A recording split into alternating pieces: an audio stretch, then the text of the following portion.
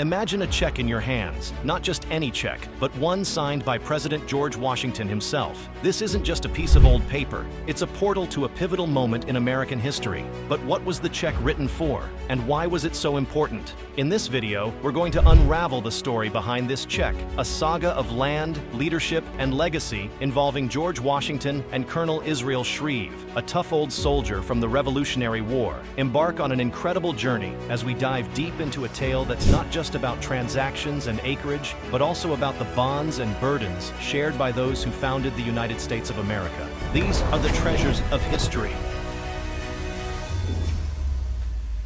Let's set the stage. The American Revolutionary War has just ended, and the United States is like a newborn, eager yet unsteady. Central to its survival is the land, lots of it, spread out like a vast, untamed wilderness. These lands are not just plots of soil, they are the nation's future, offering both wealth and power. And at the heart of this story is none other than George Washington, America's first president and a seasoned surveyor, whose life is tightly woven into these frontier lands. His dealings in these territories illuminate the tricky dance between personal ambition and public duty that marked the era. Rewind to the late 18th century. Washington, a visionary leader and a landowner, holds about 58,000 acres across what are today Pennsylvania and West Virginia. His prized possession? Washington's Bottom, a lush, sprawling 1,644-acre tract along the Youghiogheny River. Enter Colonel Israel Shreve, a war-hardened veteran who leases this land in 1789 under terms that echo the economic and political challenges of the young nation.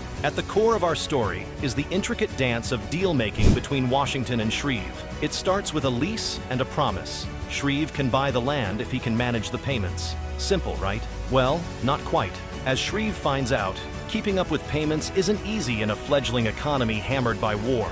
Shreve eventually paid the first payment, but it was very late, and Shreve continued to miss payments. And Washington, acting through his agent James Ross, finds himself in a tough spot: how to be firm with a fellow officer without straining the bonds forged in the fires of war.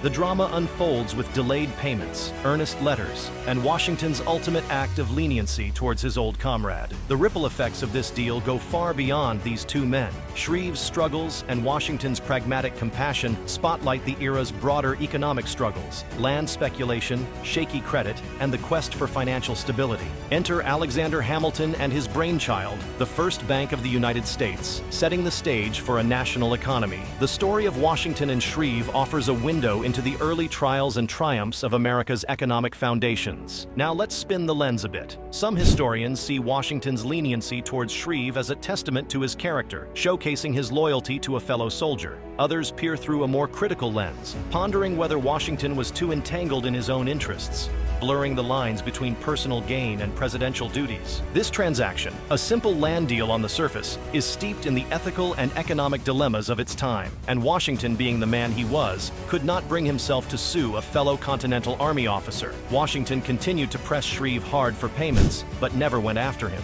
In the end, Washington's patience paid off, as Shreve paid in full over time. As we wrap up our journey through this chapter of American history, we're reminded that the past, much like this old check, holds stories of real people, not just figures etched in stone monuments. Washington and Shreve's dealings over a piece of land reveal the complexities of their time, challenges of loyalty, leadership, and economic survival. So, next time you think of America's founders, remember they were not just founding fathers, but also men navigating an uncertain world, making decisions that would lay the groundwork for the nation we know today. Like all great tales from history, this story invites us to think, question, and learn from the past. How do we balance personal interests with public duties? What can we learn from the financial foresight of leaders like Hamilton? These questions are not just historic, they resonate with our lives today, challenging us to think about our roles and responsibilities in shaping the future of the United States of America.